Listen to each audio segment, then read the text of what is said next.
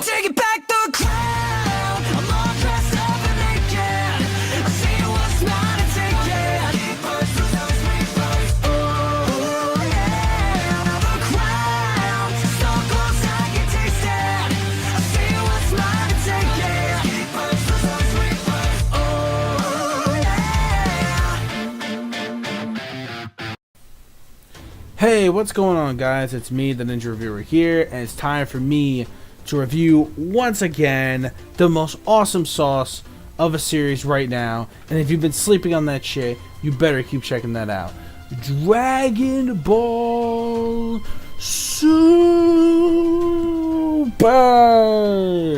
episode 81 review. Now, this week's episode, it's probably not going to be the longest review because the episode itself, while it was very simple, I will say there was very key, important, great information that we've got brand new info, brand new progression to the overall story of the Universal Survival Arc. So first of all, let's just get to the main event, which is, of course, the fight between Goku versus Bergamo.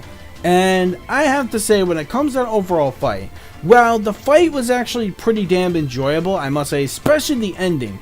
Yo, the animation extremely spiked up at the very end of the episode. Yo, man. Yeah, okay. The last part of the fight was actually really hype. I'm not gonna lie.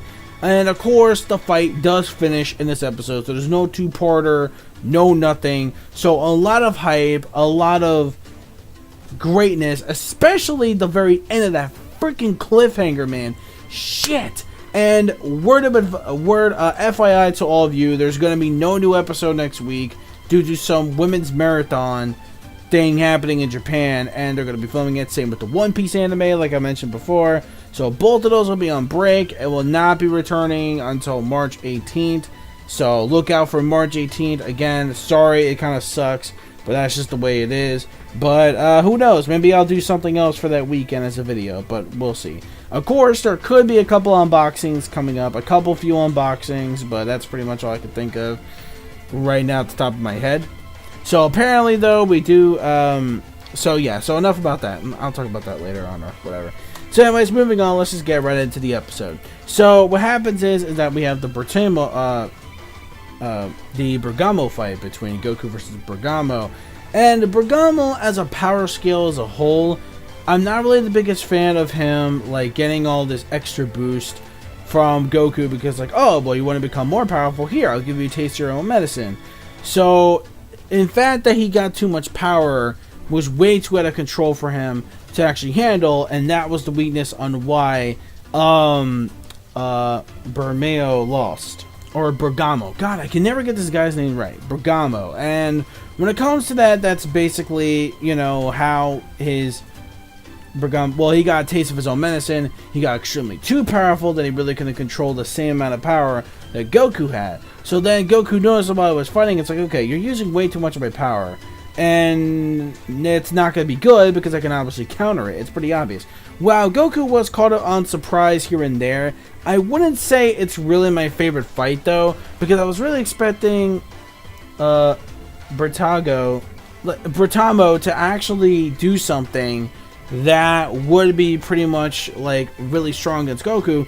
But it turns out that even Goku in base form and Super Saiyan form was able to still knock around, you know, I can't pronounce his fucking name. Shit. Bergamo. Jesus Christ. I gotta keep looking at this in front of me. So, Bergamo. And when it comes to that, I'm thinking, okay, it could have been a lot better, but I just wasn't the biggest fan of Bergamo's. Now, he was pretty hype during the whole opening sequence when he was, like, showing. I'm like, okay, he's the leader of them. So, I'm going to make sure that he's going to do something really cool, very awesome, powerful. Well, apparently my prediction was completely wrong. And what happened is that, or like, wrong. And yeah, absolutely wrong. And he wasn't nearly as much as a threat of a power as I thought he was. Because basically, even Goku in his base form and Super Saiyan 4, it only took finally Super Saiyan Blue God form in order to pretty much put him in his place. And honestly, when he sees that, it's like, holy shit, like, this dude was like opening the Messiah or whatever. So, regardless, though, you know, we got that going on. I said the ending to the fight was, like, my favorite part. Especially the clash that was going on, I think was actually really cool. And Goku, once again, returning back, like, the same old technique we saw with Hit. He's bringing it back here. The Kaioken Fist with Super Saiyan Blue. That shit was pretty fucking cool. I'm not gonna lie. And that was a great way to end off that fight as well. So, aside from the fight, which I would say is a pretty damn entertaining fight, it's an entertaining fight. It's a pretty good fight. It's an entertaining fight, but not nearly on the high caliber favorite as epic levels as Majin Buu versus Basil or Gohan from last week versus Lavender, which again, man,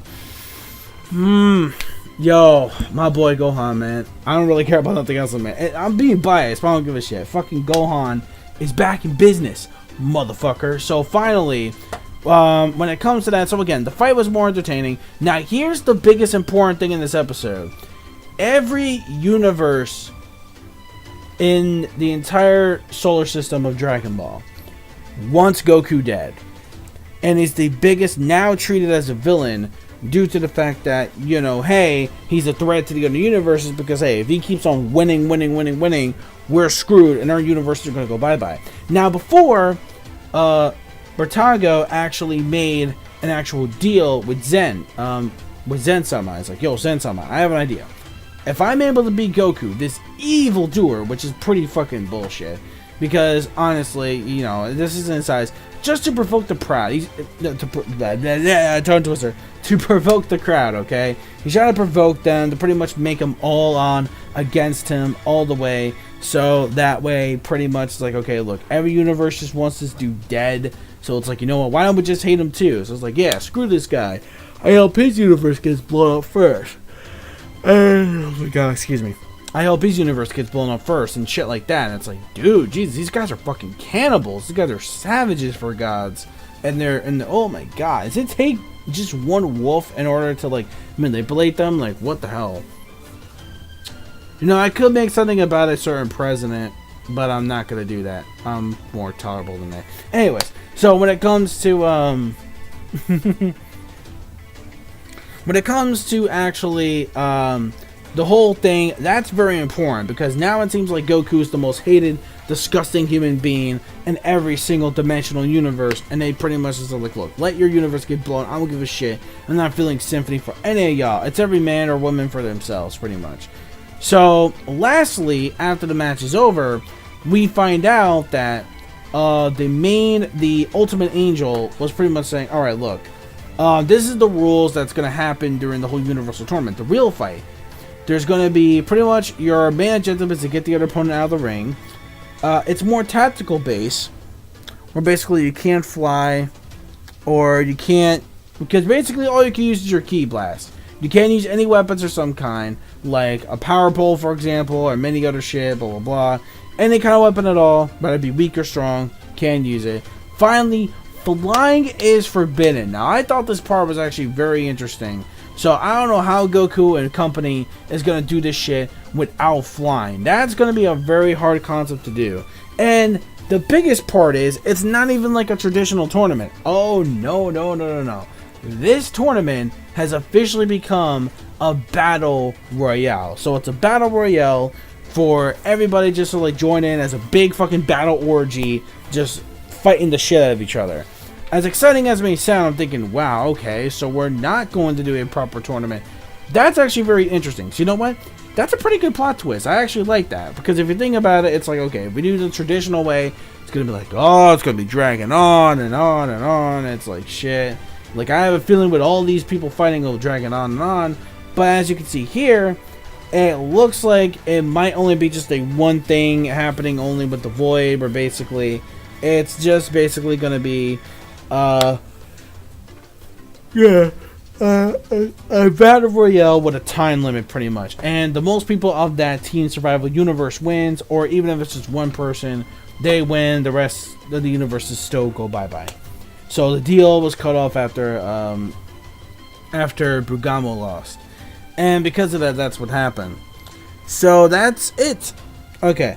that's it for this week's episode review overall. So that's very big and important overall. So we actually got big progression when it comes to the main event that's going to go down the Universal Tournament. Some new stuff. The arena is like a kind of like a maze-like sort of like arena, or just like a pretty much balance. Like it's pretty much like the arena itself is like a moving arena as well. So it'll move from one corner to the other because again, it's a much bigger arena compared to this. They said in order to actually do this with this whole battle royale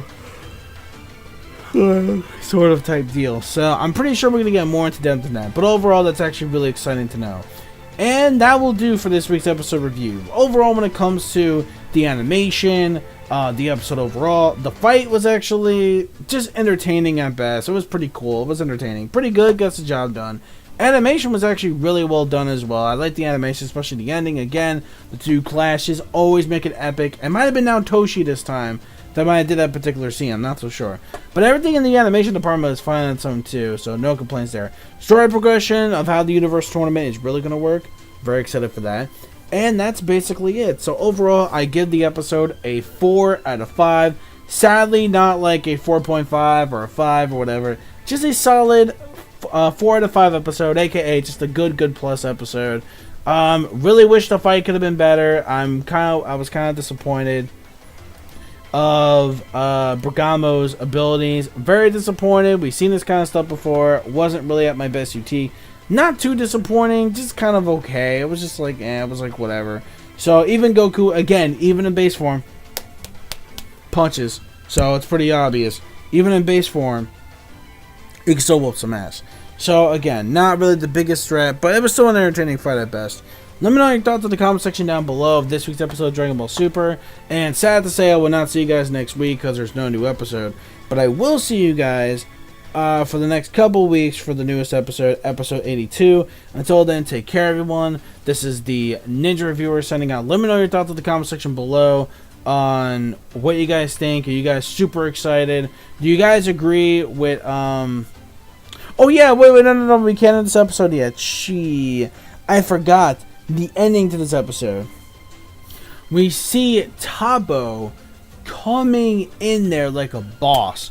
Organization 13, motherfucker, from Universe 11. Now, we see the uniform that this guy has. Even in the preview, we've seen exactly what kind of abilities this dude may have. He might be putting on some strong level shit. Because we're going into the opening where we saw the alien dude that Goku was fighting in the opening could be on the same team level as TOPPO, sorry, whatever the hell his name is. TOPPO. So we finally got to learn his name. His name is TOPPO. And this dude, I remember from that other week where he just like blocks the fucking energy attack with his hands, just absorbs it on some Ness shit from like Super Smash Brothers. That was actually really cool. And seeing this dude in action against Goku, now this is a fight I'm actually really looking forward to more compared to Brataga, whatever his name is. Fuck me, whatever. Fuck him. So I'm pretty much done. Now I am done for real. So the episode gets a 4 out of 5, and the cliffhanger too, especially. Now the fight could have been better, and that cliffhanger was just like such a huge dig tease for things to come, because it's gonna suck. We're not gonna get any episodes until 2 weeks later, but it is what it is, though. Maybe people will just come up with theories on what's gonna happen. And again, it's probably the same universe 11, that alien guy is from. So again, thank you so much for watching, everybody, once again. Sadly, I won't see you guys until next 2 weeks when the episode comes back. So stay safe, and peace, soul, love, chicken grease, and the sky's the limit. Anime manga fans, keep supporting what you want to watch. See you guys on the 18th, the 18th of this month for the new episode review, episode 82. So later, bye bye.